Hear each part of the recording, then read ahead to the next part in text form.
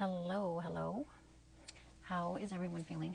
It is, let's see, Wednesday, technically, 1:05 in the morning. So it is a Mercury day, Mars night, still my Tuesday. And it is a moon hour at the moment. So December 4th, and the sun is in Sag, the moon is in Capricorn. And it's actually squaring Chiron at the moment. So there could be a lot of feelings circulating. It's actually a pretty energetically busy week this week. Today we have Mercury retrograde in Sagittarius, opposing Jupiter in Gemini, Jupiter retrograde in Gemini at 16 degrees. And at the same time, the sun is at 12 degrees and Saturn is at 13 degrees Pisces. So both mutable signs, and Saturn in Pisces is kind of like a restrictive energy. And right now we have the moon in Capricorn, which is ruled by Saturn. So there's this like doubling down on restriction and utilizing the power of no. And it's okay to politely decline or not accept, the terms that are being given to us, or not go along to get along. And I think this orchestration of like super Saturn energy at the moment for this week is definitely like that, universal or universe's way of making sure that we are applying what we've learned during the Saturn retrograde, because Saturn is now direct. So we're receiving those lessons to make sure that we are using our discernment, our spiritual discernment, and making sure that we are aligning with the events and opportunities that are now presented to us, or that have been presented to us, but we haven't quite committed yet. And it's still not a time to fully commit because Mercury and Jupiter are retrograde. But the exercise to practice discernment is definitely there. But we also have this minor grand trine. So it's two sextiles and a trine in the yin sign. So now it's Venus in Capricorn, and Neptune in Pisces, and Uranus in Taurus. And before Pluto moved into Aquarius, it was Pluto involved in the minor grand trine with Neptune and Uranus. But now we have a personal planet, Venus, that is making these aspects to the outer planets, Venus and Uranus. And Venus and Neptune are connected in that they have a lot to do with art and beauty and music and imagination and creativity. Neptune is considered to be the higher octave of Venus. So over the next few days, over the weekend, when Venus in Capricorn reaches 27 degrees, it's already at 26 degrees as of today, and it'll reach, 27 over the next few days, and then it moves into Aquarius on the 6th of December at 10:13 p.m. Pacific Standard Time. And it immediately meets up with Pluto in Aquarius, along with Ceres, Ceres. They actually travel together. They meet up at like 29 degrees and 56 minutes Capricorn, and then they move into Aquarius together. And Ceres, also known as Demeter, has this backstory with Pluto and Venus and Persephone. And I feel like there's this like karmic reunion that they're having. And in the sign of Aquarius, this is about rebelling and individuating and going against the status quo. And this is a powerful, if you ask me, this is a powerful conjunction. Like, it's going to eventually oppose Mars and Leo, and Leo's like authority and royalty, the monarchy, the empire. And so with Venus and Ceres being like asteroid goddesses, very strong feminine energy, there's this feeling of coming together, like Venus's relationships and like powerful relationships with Pluto there. And in the sign of Aquarius, it's the collective and coming together and, almost like forming a union, like unionizing and organizing so that, new revolutions can transpire. Like, this is going to be another rendition of 2024, the 2025, this generation's theme of revolution can be, it's hard to really say exactly. There's so many themes that we can connect to Aquarius, and also with Jupiter and Gemini, both air signs. And so there's a lot of technology, there's a lot of, and Jupiter and Gemini beliefs really coming to the realization that the beliefs that have been passed down to us are not resonating. You know, they're obsolete. You know, maybe they might have been of some sort of use way back in the day, but conditions have changed. We have to keep up with the conditions in order to evolve upward in, you know, this positive direction. We have to let go of some of the old dogma that has been passed. There's no shame in rewriting the narrative so that it fits with who our future selves are. And, you know, we, like, as far as this generation, those of us who are part of like the 3 volunteers, if you want to look at it that way, from Dolores Cannon's 3 waves of volunteers, we've, in some manner, some way, some form, we've arrived on this planet to break the generational curses, help humanity, basically. And there's so many cool things that are going on, so mind-blowing. I mean, it's pretty wild to realize that we are going to witness these epic changes in our lifetime. And yeah, there are a lot of shifts happening. Okay, I just had a brain fart. Like, I don't know what just shifted just now. I think it moved into a Saturn hour. But yeah, one of the cool things that I noticed too is the placement of America's North Node is at 6 degrees Leo, and that is exactly where Mars is right now, and will station to go retrograde on the 6th of December. So there's a lot going on the 6th. I think that's what, Friday? So we have Mars on top of America's North Node, and so retrograding, and it's in a trine to the Aries North Node, and Aries is ruled by Mars. I mean, right now the moon is in Capricorn. Yeah, Chiron in Aries is making its way to the moon. So this can, you know, be bringing up a lot of old wounds and trying to figure out how to proceed with the direction and the information that we have. It's important to really just stay curious and open to information that's coming in, and especially with Neptune getting ready to station direct in the sign of Pisces. It's at 27 degrees at the moment, and the closer it gets to the end of the degrees, or end of the zodiac, so 28, 29, those kind of energies tend to get really extreme. And so there can be a lot of confusion, a lot of deceit, illusion. You know, like, it was similar when Pluto was in the last degrees of Capricorn, where the dark shadows were expressed of that sign of Capricorn, like greed and unfair, like penalties, and all in the name of control and just having the, you know, authority and upper hand. So in the sign of Pisces, Neptune can be very disillusioning, and we have to be very discerning with the information that's coming across us, which is why I think that this double down energy of Saturn is actually, you know, in our favor, of course. You know, like, that's the nature of the universe. You know, these energies are always conspiring in our favor.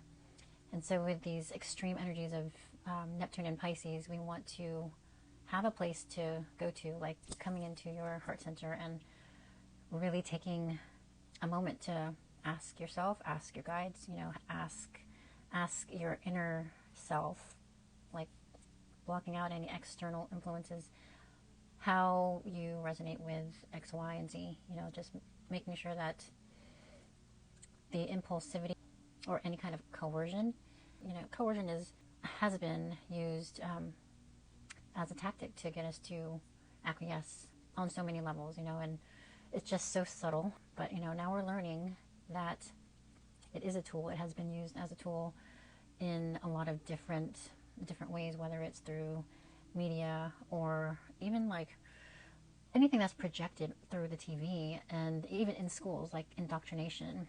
It goes way back.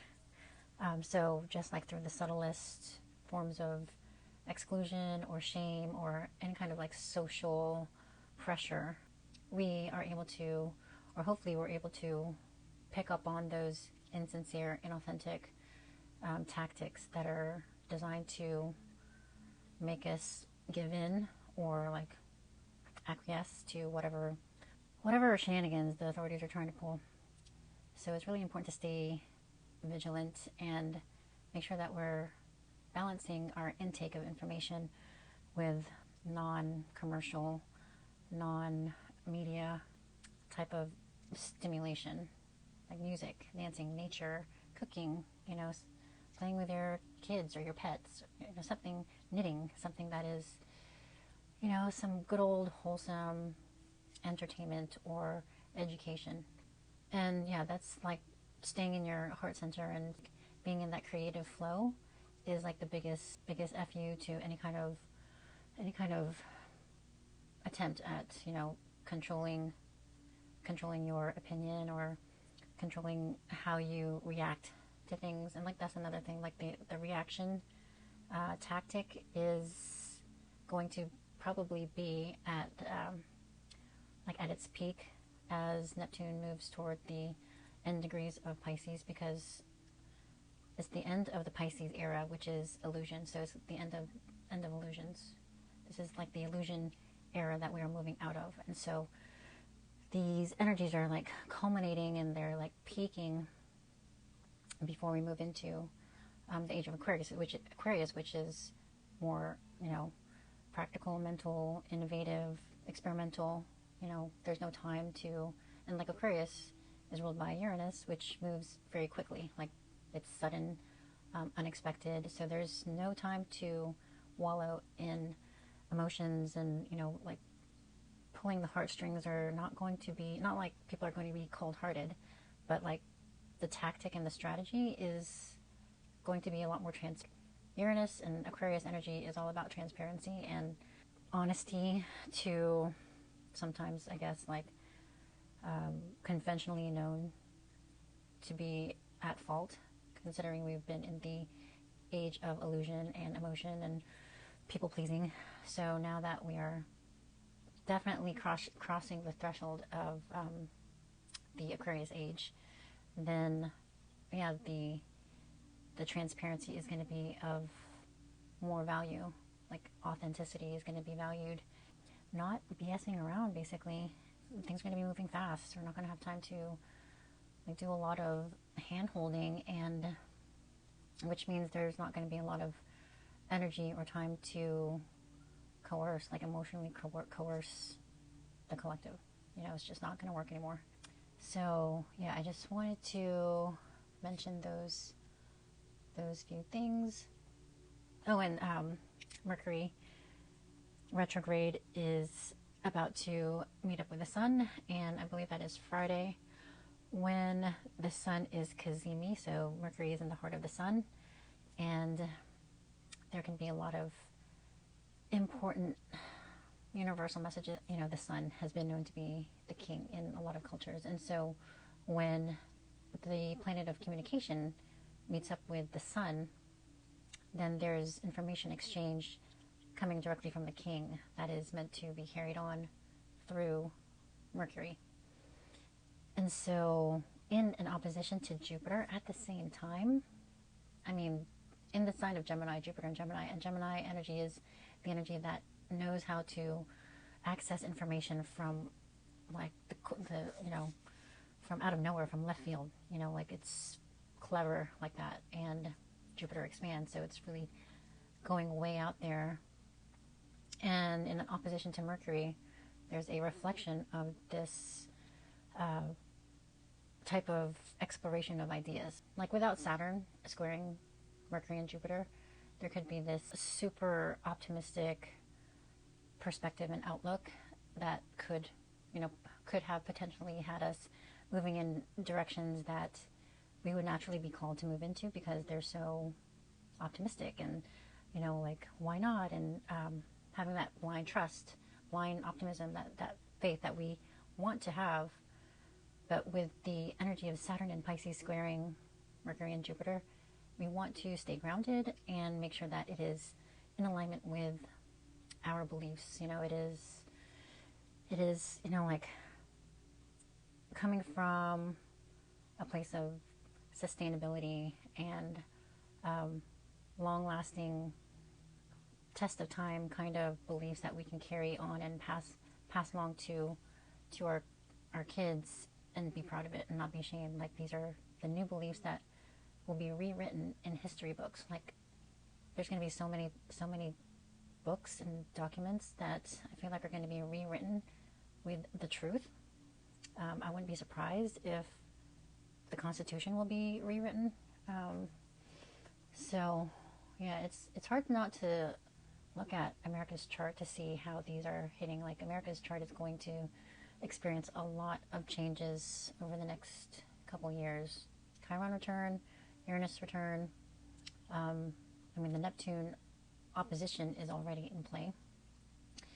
We just went through a Pluto return, so that's like a rebirth. So a lot of big changes. Looking forward to discovering how, or if, you know, the rewriting of the Constitution is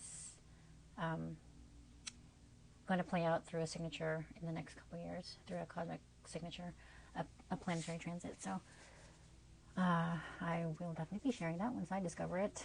But yeah, there's a lot going on. Hopefully, you know, the fellow mutable signs, Gemini, Virgo, Sagittarius, Pisces, are hanging in there.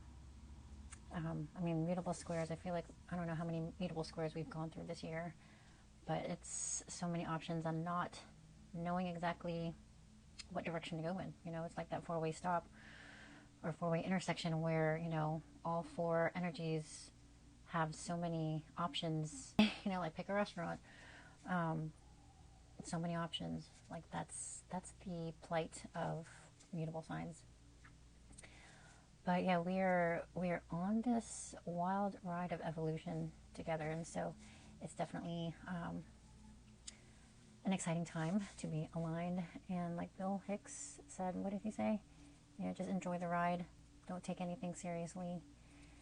And with Jupiter and Gemini, the energy is available to use humor, to, you know, just like take things with a grain of salt. There's nothing wrong with saying no. Like, no, like, love you, but no. Nothing personal. It's just a decision that we have to make for ourselves. The North Node is still in Aries, and the South Node is still in Libra until January, so we're letting go of codependency and people-pleasing, and we are moving into, you know, independence and standing up for ourselves, defending ourselves. Yeah, just stay optimistic. It is a test of surrender and optimism and trust. So don't let any kind of discouraging authorities try to work on you and like rile you up. Like there's that energy of wanting to doubt yourself. Like Saturn and Pisces also, that energy can play out. Jupiter and Gemini and Saturn and Pisces. I mean, like I experienced that today, just being on the phone with my mortgage company. The person on the phone was just like basically a bully, really, you know, like trying to, I don't know if he was trying to get me to be scared about foreclosing. And like, I know that it's all like threats on paper. Like, do no harm. If you have not committed any harm to any bodily injury on anybody, then you cannot go to jail. So keep that in mind. Yeah, no fear. Sovereignty is on the horizon. It is here, actually.